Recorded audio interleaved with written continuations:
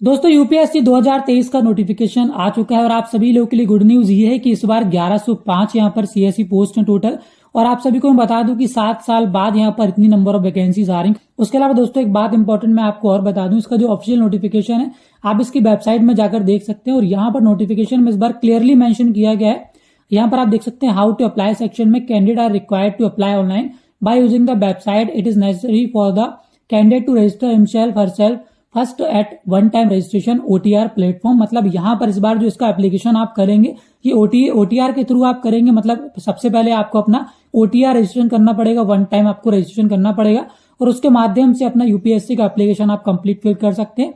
और इसके बाद कोई भी यहाँ पर यूपीएससी की वैकेंसी आती है तो आप अपना ओटीआर के माध्यम से अपना रजिस्ट्रेशन अपना फॉर्म फिलअप कर सकते हैं। आपको ओटीआर केवल एक ही बार करना होता है। तो एक तरह से काफी अच्छा है, यहाँ पर आपको इसके काफी सारे बेनिफिट्स यहाँ पर देखने को मिल जाते हैं। आपको यहाँ पर बार बार अपनी पर्सनल डिटेल्स फिल नहीं करना होता है, डॉक्यूमेंट्स अपलोड नहीं करना होता है।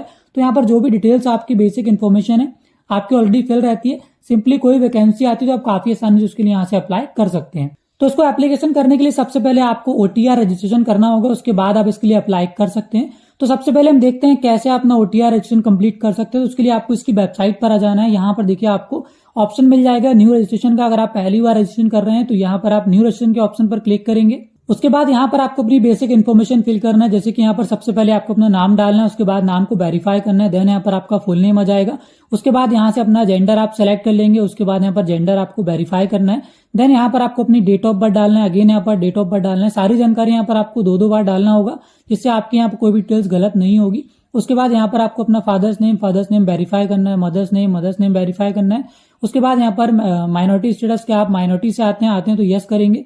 उसके बाद यहाँ पर अपना मोबाइल नंबर और भी अगर कोई अल्टरनेटिव मोबाइल नंबर आप देना चाहते हो यहाँ पर आप दे सकते हैं। उसके बाद आप नीचे जाएंगे तो यहाँ पर आपको अपना ईमेल आईडी, उसके बाद अल्टरनेटिव ईमेल आईडी अगर आपके पास है तो वो यहाँ पर आप दे सकते हैं। देन यहाँ पर board examination roll number, class 10th का यहाँ पर आपको अपना रोल नंबर मेंशन करना होगा। उसके बाद यहाँ पर कोई भी एक सिक्योरिटी क्वेश्चन आप डाल सकते हैं, कभी आप पासवर्ड भूल जाते हैं तो आप रिकवर कर सकते हैं और उसका आंसर यहाँ पर आपको लिख देना है। उसके बाद सिक्योरिटी क्वेश्चन 2 यहाँ पर आप डाल सकते हैं और उसका आंसर यहाँ पर आपको लिख देना है। उसके बाद नीचे यहाँ पर ये जो कैप्चा कोड आपको दिखाया जा रहा है, कैप्चा कोड डालकर आपको सबमिट की बटन पर क्लिक करना है। सबमिट करने के बाद यहाँ पर आपने जो भी डिटेल्स यहाँ पर डाली हुई है उसको एक प्रीव्यू आपको दिखाया जा रहा है। तो अगर यहाँ पर सारी जानकारी आपकी सही है तो सिंपली आपको नीचे जाना है। यहाँ पर आपको ऑप्शन मिल जाएगा आई एग्री का, तो यहाँ पर आप आई एग्री के ऑप्शन पर क्लिक करेंगे। जिसके बाद आपके मोबाइल नंबर पर और आपकी ईमेल आईडी में एक ओटीपी सेंड किया गया है। तो ओटीपी यहाँ पर आपको दोनों में डालकर दोनों ओटीपी यहाँ पर आपको वेरीफाई करने हैं। बस ओटीपी डालते ही आपका जो रजिस्ट्रेशन है यहाँ पर देखिए सबमिट हो चुका है सक्सेसफुली। अब इसको आप यहाँ से प्रिंट कर सकते हैं। नीचे आपको प्रिंट का आइकन दिख रहा है, यहाँ पर क्लिक करके आप इसका प्रिंट आउट निकाल सकते हैं। अब जैसे ही आपका ओटीआर कंप्लीट हो जाएगा तो यहाँ पर आप होम पेज पर आ जाएंगे। अब यहाँ पर देखिए आपको लॉगिन करना है। तो लॉगिन करने के लिए आपके पास 3 ऑप्शन है, ईमेल आईडी, मोबाइल नंबर और ओटीआर आईडी। तो जैसे ही आपका ओटीआर कंप्लीट होता है तो आपके मोबाइल नंबर पर और आपकी ईमेल आईडी में एक ओटीआर आईडी और एक पासवर्ड आपको सेंड किया जाता है। तो आप इससे भी लॉगिन कर सकते हैं। उसके लिए यहाँ पर आपको अपना ओटीआर आईडी डालना है, जो पासवर्ड आपको रिसीव हुआ है वो पासवर्ड यहाँ पर डाल के कैप्चा कोड डालकर लॉगिन की बटन पर क्लिक करना है। लॉगिन करने के बाद आपके सामने इस तरह का पेज आएगा। अब यहाँ पर आपको एक न्यू पासवर्ड सेट करना है। अभी जो आपको डिफॉल्ट पासवर्ड आया था उसकी जगह यहाँ पर आपको एक पासवर्ड क्रिएट कर लेना है। पासवर्ड कैसे क्रिएट करना है वो नीचे आपको दिया गया। इस तरह से यहाँ पर एक पासवर्ड आपको क्रिएट करके कंफर्म पासवर्ड करके यहाँ पर सबमिट की बटन पर क्लिक करना है। जिसके बाद दोस्तों आपका जो पासवर्ड है वो चेंज हो जाएगा और यहाँ पर आपका जो ओटीआर रजिस्ट्रेशन था वो कंप्लीट हो चुका है। अब यहाँ पर आप देख सकते हैं आप ओटीआर के डैशबोर्ड में आ चुके हैं। अब यहाँ पर आप करंट अवेलेबल वैकेंसी के लिए अप्लाई करना चाहते हैं तो यहाँ पर आपको ऑप्शन मिलेगा लेटेस्ट नोटिफिकेशन, इस ऑप्शन पर आपको क्लिक कर देना है। अब जैसा कि आप यहाँ पर देख सकते हैं यूपीएससी सिविल सर्विसेज और इंडियन फॉरेस्ट सर्विसेज का एग्जामिनेशन फॉर्म अभी भरा जा रहा है। तो उसका यहाँ पर आपके सामने लिंक आ रहा है। अब इसको अप्लाई करने के लिए आपको यहाँ पर देखिए ऑप्शन मिल जाएगा click here to apply part 1, इस ऑप्शन पर आप क्लिक कर देंगे। जिसके बाद यहाँ पर देखिए आपको इंपॉर्टेंट इंस्ट्रक्शंस दिखाए जा रहे हैं तो इसको एक बार आपको रीड कर लेना है। उसके बाद सबसे नीचे आप आ जाएंगे। अब यहाँ पर आपको यस के बटन पर क्लिक कर देना है। जिसके बाद यहाँ पर आप देख सकते हैं पार्ट 1 में आपकी सबसे पहले ओटीआर की जो डिटेल्स थी यहाँ पर ऑटोमेटिक आ चुकी है। मतलब यहाँ पर जो आपने अभी रजिस्ट्रेशन किया हुआ है उसकी डिटेल्स यहाँ पर ऑटोमेटिक आ चुकी है, तो आपको दोबारा फिल करने की जरूरत नहीं है। अब यहाँ पर आपको डायरेक्ट नीचे जाना है अदर देन ओटीआर वाले ऑप्शन में। तो यहाँ पर सबसे पहले आपकी देखिए नेशनलिटी यहाँ पर सिलेक्ट है। उसके बाद मैरिटल स्टेटस आपको सेलेक्ट कर लेना है, मैरिड है या फिर अनमैरिड है। उसके बाद कैटेगरी बिलोंग्स टू पीडब्ल्यूडी, अगर आप डिसेबिलिटी कैंडिडेट से आते हैं, पीडब्ल्यूडी से आते हैं तो उसको आप यहाँ से यस करेंगे और उसकी इन्फॉर्मेशन यहाँ पर आप फिल कर देंगे, अदरवाइज यहाँ पर आप नो कर देंगे। उसके बाद आपको यहाँ पर अपना कम्युनिटी सेलेक्ट कर लेना है, एसटी, एससी, ओबीसी या फिर ईडब्ल्यूएस या फिर जनरल, तो वो यहाँ से आप सेलेक्ट कर लेंगे।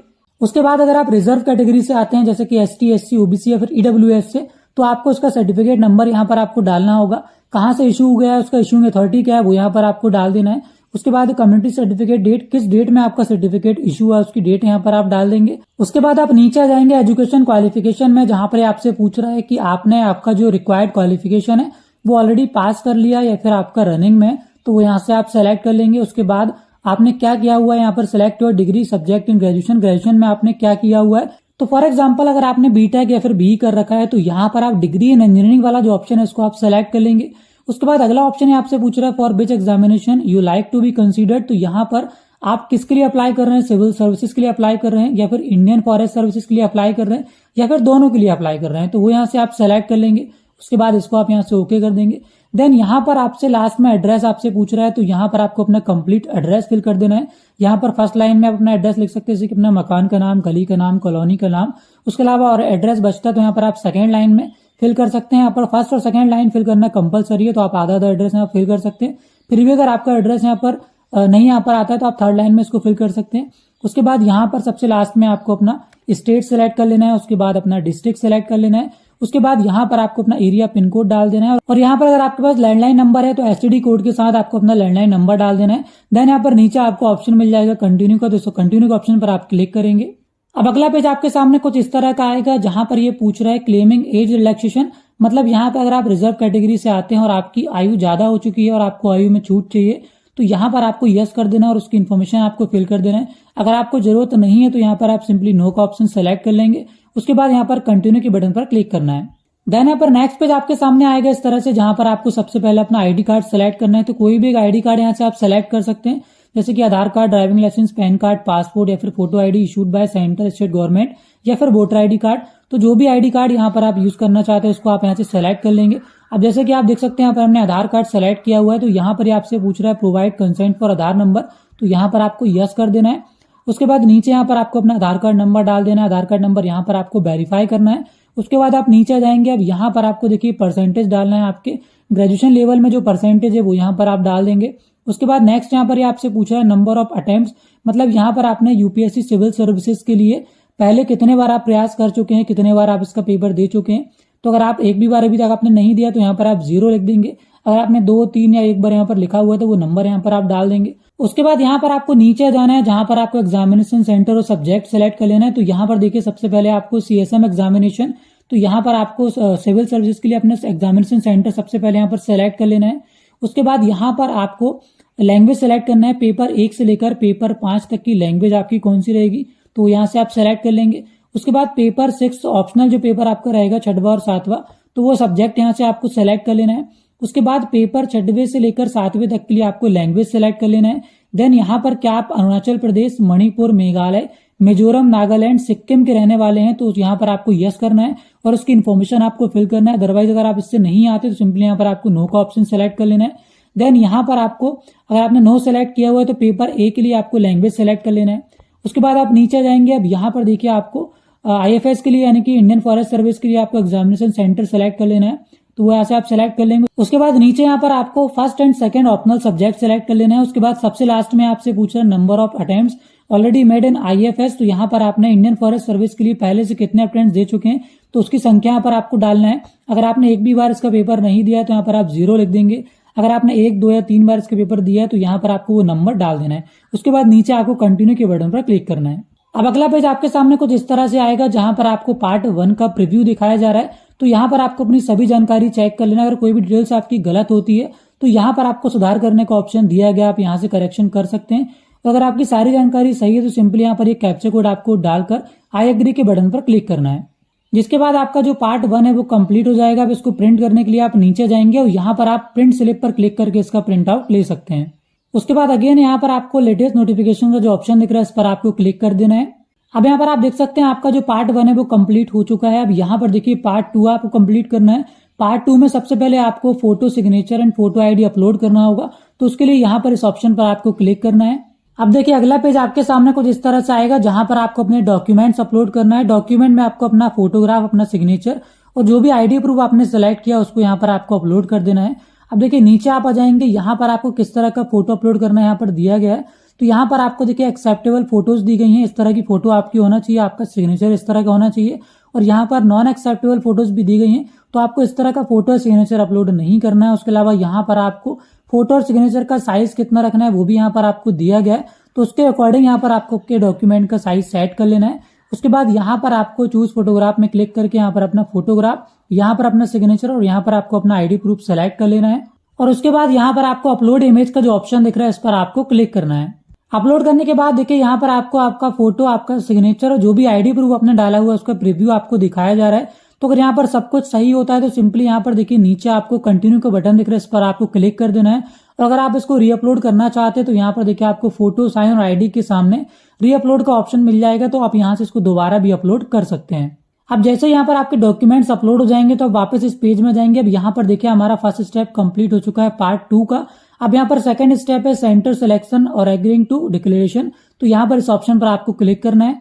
अब यहाँ पर आपको परीक्षा केंद्र या फिर एग्जामिनेशन सेंटर सेलेक्ट कर लेना है। उसके बाद नीचे आपको डिक्लेरेशन दिया गया है, तो यहाँ पर आप स्क्रॉल करके नीचे जाएंगे, यहाँ पर देखिए लिखा हुआ आई हैव रीड डिक्लेरेशन, इस ऑप्शन पर आपको क्लिक कर देना है। जिसके बाद आपका जो एप्लीकेशन है यहाँ पर फाइनल सबमिट हो जाएगा और आपको एक ईमेल भी यहाँ पर रिसीव हो जाएगा इसके रिसिप्ट के साथ। अब यहाँ पर देखिए आपको फॉर एप्लीकेशन स्टेटस का ऑप्शन दिख रहा है, इस ऑप्शन पर आपको क्लिक कर देना है। जिसके बाद यहाँ पर आप एप्लीकेशन स्टेटस देख सकते हैं। अब यहाँ पर देखिए आपका पार्ट 1 भी कंप्लीट हो चुका है, पार्ट 2 भी कंप्लीट हो चुका है और यहाँ पर आपका एप्लीकेशन स्टेटस दिखा रहा है पूरा यहाँ पर कंप्लीट हो चुका है। अब इसको यहाँ से आप प्रिंट भी कर सकते हैं। प्रिंट करने के लिए आपको देखिए सबसे लास्ट में ऑप्शन मिल जाएगा प्रिंट एप्लीकेशन, क्लिक हियर का ऑप्शन दिख रहा है, इस पर आप क्लिक कर देंगे। जिसके बाद इस तरह से यहाँ पर आपका पूरा एप्लीकेशन ओपन हो जाएगा। अब इसको आप प्रिंट कर सकते हैं। प्रिंट करने के लिए आपको नीचे जाना है, यहाँ पर आपको प्रिंट आइकन दिख रहा है, इस पर क्लिक करके आप इसका प्रिंट आउट निकाल सकते हैं। तो इस तरह दोस्तों आप यूपीएससी 2023 के लिए ऑनलाइन अप्लाई कर सकते हैं। मैंने आपको सब कुछ बता दिया है, कैसे आपको ओटीआर क्रिएट करना है, उसके बाद कैसे ओटीआर के जरिए आप यूपीएससी का फॉर्म फिलअप कर सकते हैं। आई होप आपको ये पूरा प्रोसेस समझ में आ गया होगा। फिर भी अगर आप कोई प्रॉब्लम जाती है तो आप मुझे कमेंट करके पूछ सकते हैं। फिलहाल दोस्तों आज के वीडियो में इतना ही। वीडियो अगर आपको पसंद आया हो, वीडियो आपको हेल्पफुल लगा हो तो वीडियो को प्लीज लाइक कर दीजिएगा। चैनल पर अगर पहली बार आ रहे हैं चैनल को सब्सक्राइब करके बेल आइकन को प्रेस कर दीजिए, क्योंकि ऐसे इन्फॉर्मेटिव वीडियोस मैं अपने चैनल पर लेकर आता रहता हूँ। फिलहाल के लिए दोस्तों मैं इनको चलता हूँ, आप लोगों से फिर मुलाकात होगी ऐसे किसी इन्फॉर्मेटिव वीडियो में। Thanks for watching this video.